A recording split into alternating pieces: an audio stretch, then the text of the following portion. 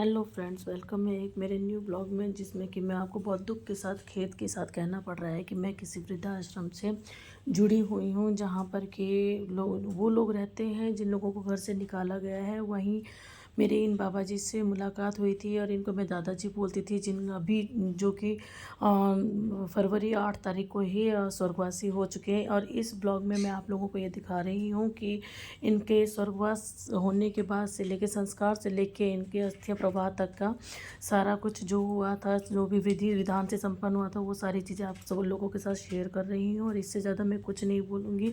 आप लोगों को अगर ये ब्लॉग थोड़ा भी सही लगता है तो प्लीज़ आप लोग लाइक शेयर सब्सक्राइब कीजिएगा और इनकी आत्मा की शांति के लिए भगवान से प्रार्थना कीजिएगा। धन्यवाद।